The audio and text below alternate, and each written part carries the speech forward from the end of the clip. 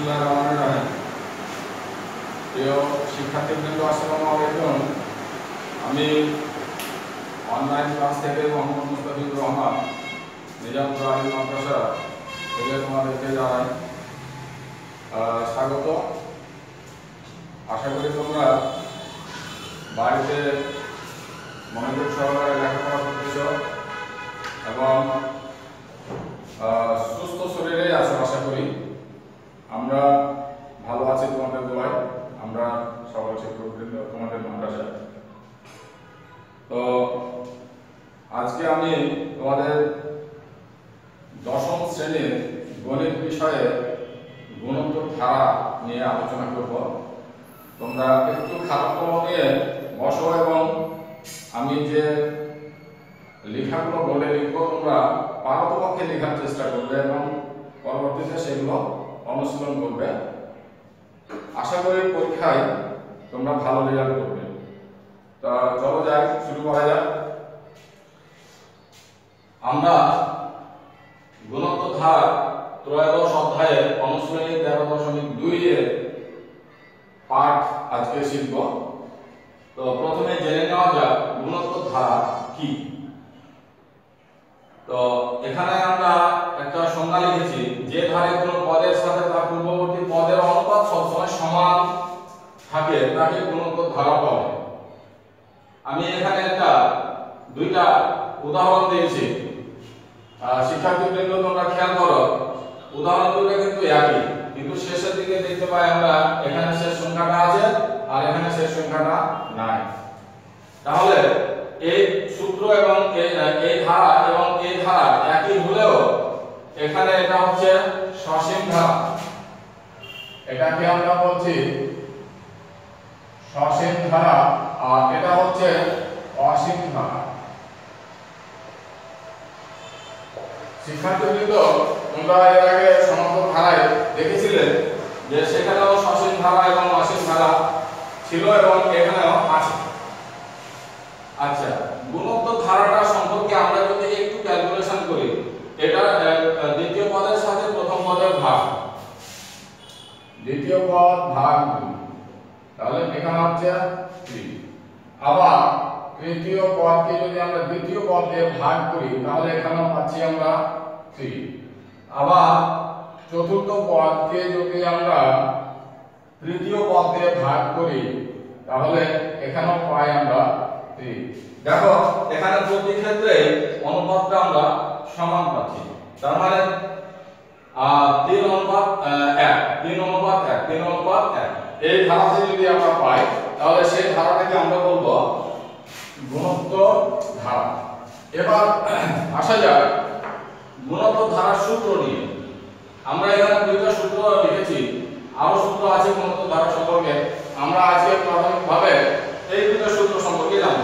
গুণোত্তর ধারার প্রথম পদ a এবং সাধারণ অনুপাত r হলে n তম পদ হবে a r to power n minus 1। এটা একটা সূত্র।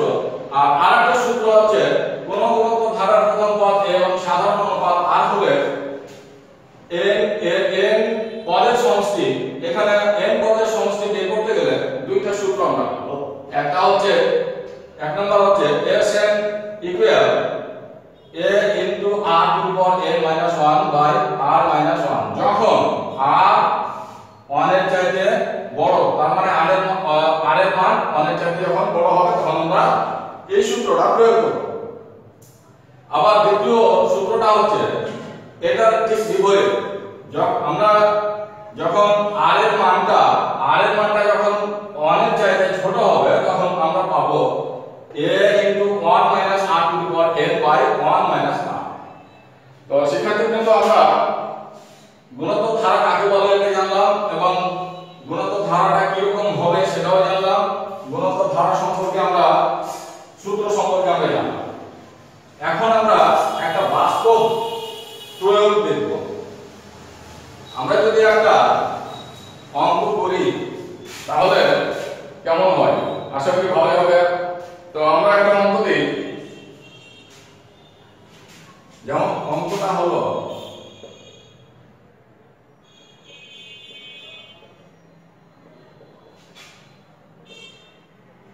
46 64 32 plus 18 plus 6 সরি এখানে হবে 16 এখানে হবে 8 ধারাটির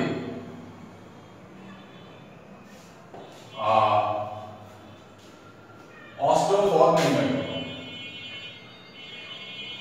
ধারাটির অষ্টম পদ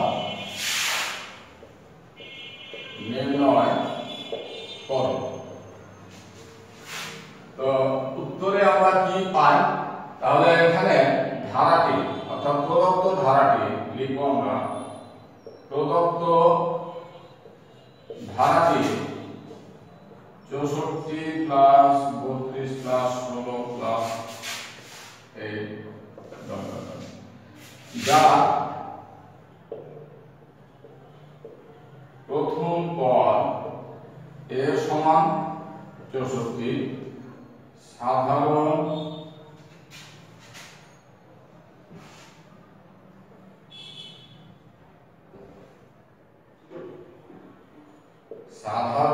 অনুপাত আর সমান তাহলে কত হবে 32 উপরে নিচে হলো 64 কাটাকাটি করলে হয় 1/8 আর 2 1/2 সমান হাফ। আচ্ছা তাহলে এখানে আমরা কি পেলাম? এর মান পেলাম 64 আর আর এর মান পেলাম 32। এখন আমাদের অষ্টম পদ বের করতে বলেছে। তাহলে আমরা জানি গুণোত্তর ধারা n তম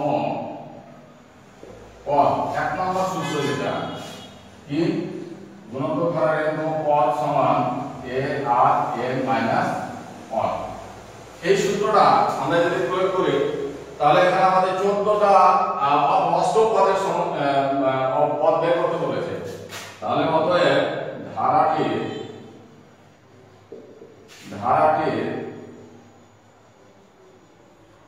অষ্টম পদ সমান a r অষ্টম মানে 8 8 minus 1 ইকুয়াল এর মান হচ্ছে 64 আর এর মান হচ্ছে হাফ আর এর মান হচ্ছে হাফ আর 8 থেকে একবার দিলে হয় 7 টু দি পাওয়ার 7। তাহলে এখানে আমরা একটু ক্যালকুলেশন করি। তাহলে 64 আমরা একটু সাইডে লিখি 64 পর্যন্ত 1 কে 7 বার গুণ করলে হয় 1 আর 2 কে 7 বার গুণ করলে হয় 128। তাহলে 64 দিয়ে 128 কে যদি আমরা কাটি তাহলে হয় 2। তাহলে তার মানে হলো 1/2 সমান এখানে পেলাম আমরা 1/2। তার মানে অতএব নির্ণেয় অষ্টম পদ সমান 1/2 এটাই হলো অ্যানসার। তো সেক্ষেত্রে তো আমরা এখানে যে ধারাটা প্রশ্নটা দিয়েছিলাম 64 যোগ 32 যোগ 16 যোগ 8 ধারাটির অষ্টম পদ নির্ণয় করো, এটা আমরা এক নম্বর সূত্র থেকে এই এক নম্বর সূত্র প্রয়োগ করে আমরা এভাবে যে কোনো পদ বের করতে পারবো। আমরা যদি এখানে বলি ধারাটির ষষ্ঠ পদ নির্ণয় করো তাহলে আমরা এখানে 6 দিলে যে ক্যালকুলেশন করে যেটা আসবে সেটাই হয়ে যাবে ষষ্ঠ পদ। আমরা যদি বলি দশম পদ তাহলে এই জায়গায় আমরা যদি 10 দিই তাহলে এর যেখানে থাকবে সেখানে যদি আমরা সেই সংখ্যাটা দিই তাহলে আমরা পরবর্তীতে ক্লাস ক্যালকুলেশন করে যে সংখ্যাটা পাবো সেটাই হলো তততম পদ। তো এই হলো আমাদের প্রথম একটা অঙ্ক। আমরা দ্বিতীয় সূত্র দিয়ে আর একটা অঙ্কগুলো দেখি।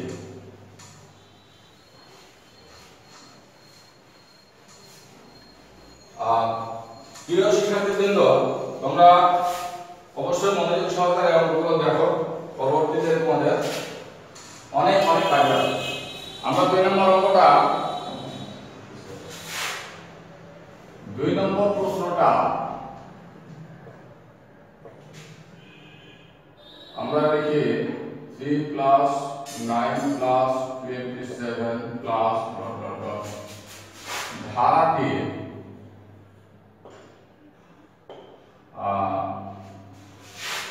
প্রথম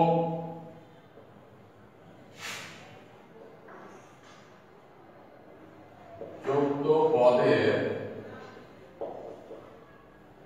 সমষ্টি নির্ণয় করো। আবার আমরা লিখব তাহলে প্রদত্ত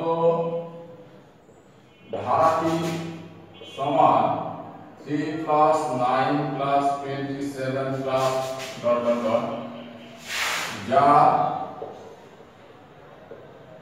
প্রথম পদ a সমান 3,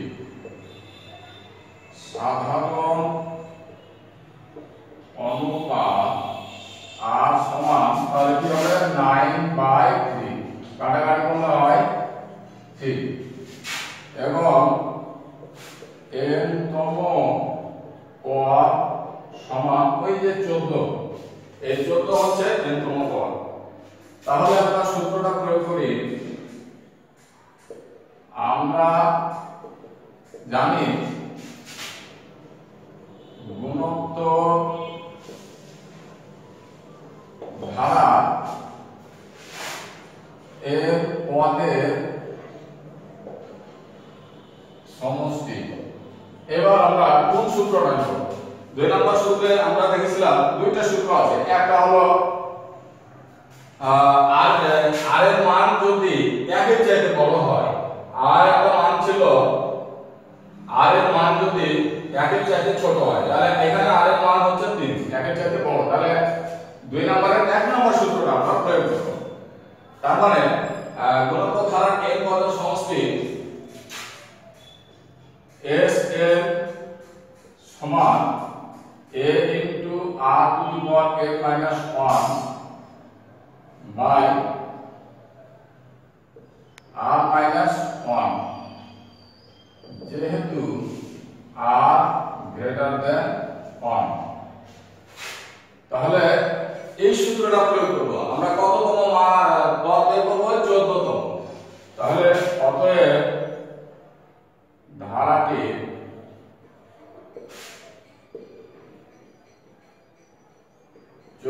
তম পদ সমান 14তম পদ s 14, লিখে দিলাম এখানে a * r⁴ - 14 1 বাই r-1। এখানে আমরা n এর মানটা শুধু বসালাম। এবার আমরা ক্যালকুলেশনে যাই। a এর মান হচ্ছে 3, r এর মান হচ্ছে 3, এখানে পাওয়ার 14 - 1, আর নিচে হলো 3 - 1। আমরা এখানে পাবো 3। এখানে শিক্ষার্থীবৃন্দ তোমরা এখানে খেয়াল করো, আমি একটা করে নিচ্ছি 3/2, 3 - 1, তার মানে এখানে 2। আর এখানে লিখে দিলাম আমরা 3⁴ - 1। এই যে আমরা যেটা ক্যালকুলেশন করে পেলাম, এটাই হচ্ছে কত? 14তম পদের সমষ্টি। তার মানে 14 পদের সমষ্টি। প্রথম 14 পদের সমষ্টি হচ্ছে, তাহলে হবে নির্ণেয় ধারাটির প্রথম 14 পদের সমষ্টি সমান 3/2 into 3⁴ - 1। এটাই হচ্ছে অ্যানসার। শিক্ষার্থীবৃন্দ,